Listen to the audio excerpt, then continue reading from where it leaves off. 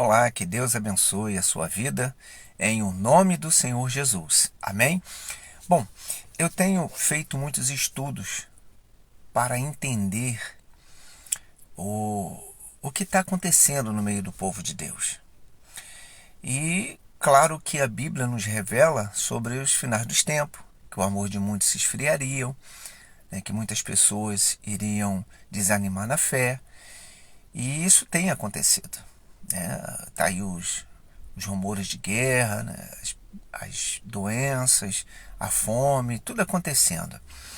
Mas uma coisa que eu observei que, que leva as pessoas a não se firmar na fé é a falta do conhecimento que ela tem da palavra do Senhor. As pessoas elas têm mais o conhecimento da revelação, do êxtase, da fé, mas não da fé propriamente dita, que é a fé sobrenatural, que transcende a razão humana, que a Bíblia fala que aqueles que permanecer até o fim, e não desistir, esses receberão a coroa da vida. Então, a fé não é algo que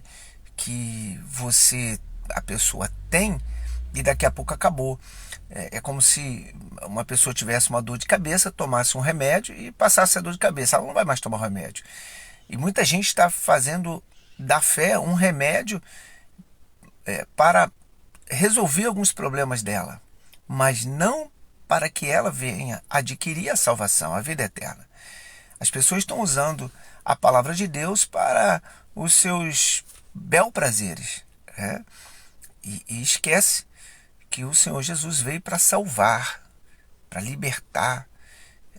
Esse foi um dos maiores objetivos do Senhor. Ele fala sobre a prosperidade, ele fala sobre a cura, ele fala sobre a bênção na família. O Senhor Deus, ele fala sobre tudo isso. Mas a coisa mais importante foi a salvação. E é onde as pessoas não têm atinado, não têm observado que a volta do Senhor está muito próxima e as coisas estão acontecendo, porque elas estão, como o Senhor Jesus disse, que muitos estariam, como na época de Noé, que estariam se dando em casamento, estariam vivendo em festa, sem se preocupar com a realidade, que a Bíblia tem nos passado, que é o fim de tudo. E eu com isso fui analisando alguns fatos e entendi que muitos já não estão vivendo mais a fé que Abraão viveu, que Jacó viveu, que Isaac viveu, que Ana viveu, que Elias, que Eliseu, todos os profetas, homens e mulheres de Deus na Bíblia viveram. As pessoas estão vivendo uma fé sem compromisso, elas não têm responsabilidade com as coisas do Senhor. Deus deixou a obra para a gente fazer. Por isso que é importante a pessoa estar na igreja, que ali tem evangelismo, ali a gente cuida de pessoas, ali a gente honra os compromissos de Deus, que é aluguel, é luz, essas coisas todas. E as pessoas não estão mais sendo compromissadas com isso. Elas estão se compromissando mais com a vida delas.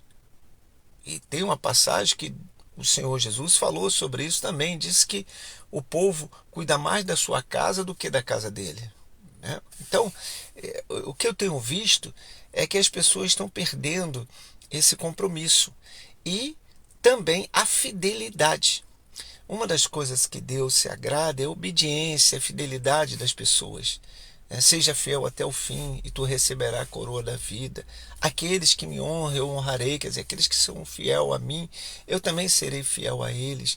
Então, são palavras que o Senhor Jesus deixou para nós e que hoje nós não estamos vendo. Está faltando hoje no meio evangélico, no meio cristão, a fé de Abraão, a obediência de Abraão, a fidelidade de Abraão, a fé de Isaac, de Jacó, de Ana, de Esté, de Ruth, de todos os homens e mulheres de Deus que a Bíblia nos cita, a fidelidade, o compromisso que eles tinham com a obra. Eles procuravam honrar a Deus com a própria vida. Abraão põe Isaac no altar, Elias enfrenta os profetas de Baal, Ana entrega o filho dela no altar. Quer dizer, eram pessoas que estavam compromissadas com as coisas de Deus, com a obra de Deus, com a palavra de Deus. E hoje isso tem faltado. Tem faltado esse compromisso, essa responsabilidade com as coisas do Senhor. As pessoas têm dado a sua palavra e não têm cumprido.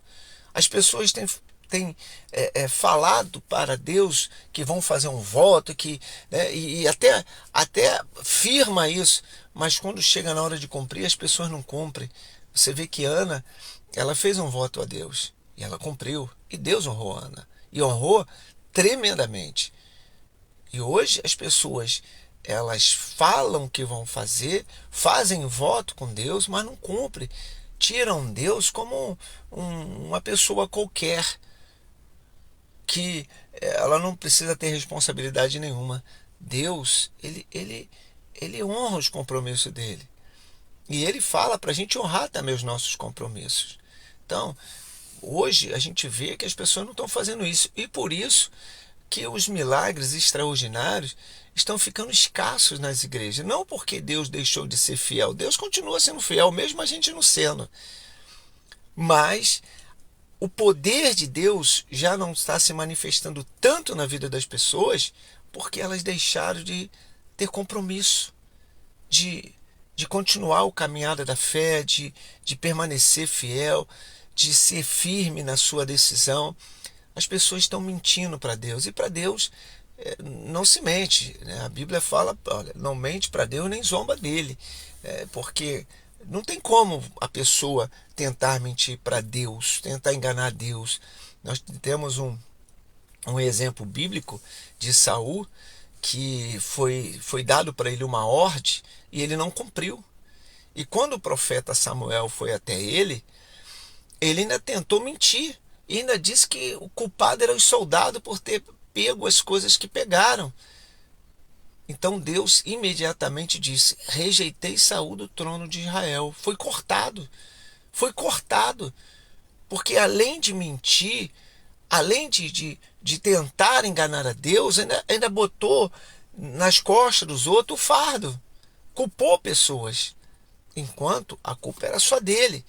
Então, não adianta a pessoa tentar enganar a Deus. Ninguém engana. O profeta Jonas, ele tentou fugir de Deus, que ele achou que Deus era territorial, só se manifestava no lugar, mas Deus mostrou que ele está em todo lugar. Davi fala sobre isso, que os olhos do Senhor estão em todos os lugares. Então ninguém engana Deus, ninguém se esconde de Deus. E é isso que as pessoas não estão entendendo. Hoje o argumento que as pessoas têm é: Deus sabe, Deus entende, não, Deus não vai fazer isso, Deus não vai fazer aquilo.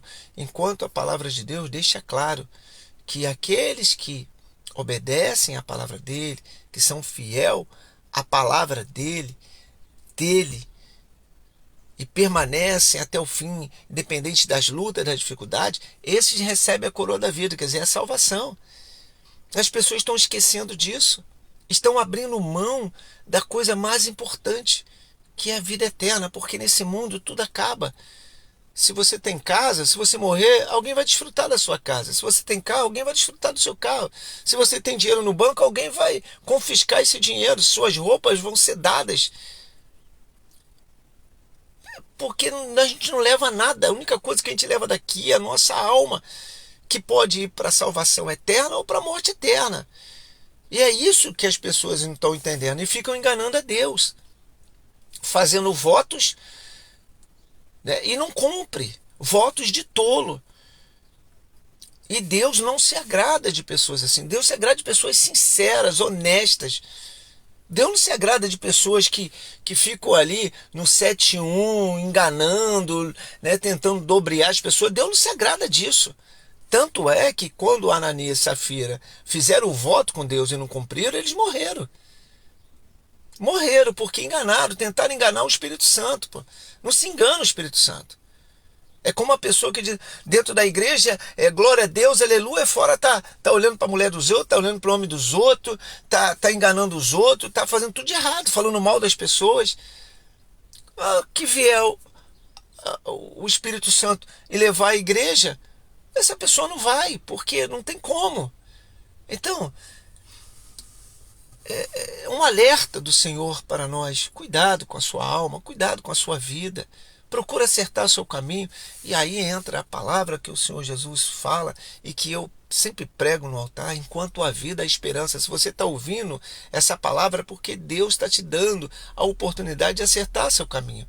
Então, ainda hoje, acerte, se arrependa dos seus erros, das suas falhas, dos seus pecados, abandona a coisa errada enquanto é tempo, porque vai chegar a hora que Ele mesmo, o Senhor Jesus, disse que nós vamos buscar Ele e não vamos encontrar. Então, meu amigo, minha amiga, em nome do Senhor Jesus, se apega ao Senhor, cumpra com seus votos, cumpra com as suas obrigações, seja um cristão diferente. O que está faltando hoje dentro das igrejas são pessoas como Abraão, como Isaac, como Jacó, como Ana, como Ruth, como Esté, como Raquel, como Elias, Eliseu, Abacuque, Neemias, Joel, né? Homens e mulheres de Deus que fizeram a obra de todo o seu coração e muitas vezes botando a própria vida em jogo, como os discípulos. Então, começa a pensar nisso antes que seja tarde. Talvez você briga por tantas coisas nesse mundo, por tantas porcarias.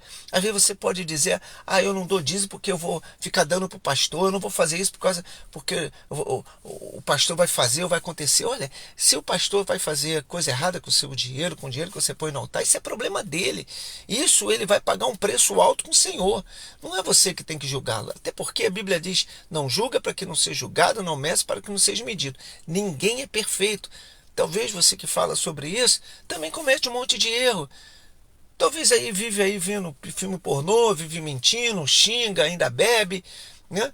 Ainda comete um monte de erros. Então, em vez de ficar olhando para essas coisas, cumpra com a sua obrigação, faça a sua parte. Faça a sua parte, porque quem vai ser beneficiado é você. É isso mesmo. Por isso que o Senhor Jesus fala que a salvação é individual. E quando você faz algo no altar, você é beneficiado, não é os outros que são beneficiados. Tudo que você dá, você recebe. Tudo que você planta, você colhe. Então, pense nisso e faça o que é certo. Comece a acertar seu caminho na obra do Senhor. Se você está afastado, volte enquanto é tempo. Volte enquanto é tempo.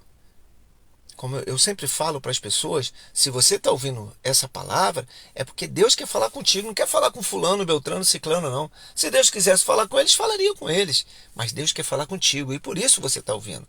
Por isso eu estou ouvindo, porque Deus quer falar com a gente.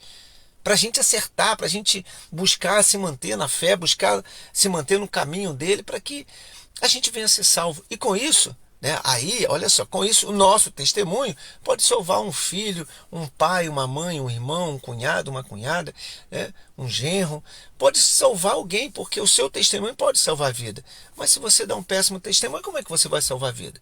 Se você anda apontando para os outros erros dos outros, como é que você vai poder mudar a vida de alguém se você também comete os mesmos erros? Então pense nisso e acerte seu caminho. Eu tenho certeza que o Senhor Jesus vai te perdoar, vai mudar essa situação, você vai ser bem sucedido. Talvez a sua vida anda toda amarrada, mesmo dentro da igreja, você tem um relacionamento destruído, uma vida financeira, uma saúde destruída, uma vida espiritual conturbada, você não consegue dormir, você não tem paz, porque você talvez seja uma dessas pessoas que não tem sido fiel com Deus, não tem cumprido com seus votos com Deus, não tem feito a vontade do Senhor. Pense nisso e comece a acertar seu caminho, tá certo? Eu vou estar orando por você e eu tenho certeza que ainda hoje, se você tomar uma decisão de abrir o seu coração, de se arrepender, botar seu joelho no chão e falar: olha aqui, meu Senhor, eu tenho dado muito mole e reconheço isso, mas eu quero acertar e eu preciso da sua ajuda, eu preciso da sua força, eu preciso do teu espírito, eu preciso do Senhor. Porque a Bíblia diz que quem tem o teu espírito vence. Então eu preciso dele para vencer esse mal. Eu tenho certeza que o Senhor vai te atender, porque ele diz: pedir e dar-se-vos-á, bater e abre-se-vos-á. Então, comece já, desde já, a buscar o Senhor. Eu tenho certeza que ainda hoje Deus vai se apresentar a você. Tá bom? Que Deus te abençoe. Fique na paz, em nome do Senhor Jesus.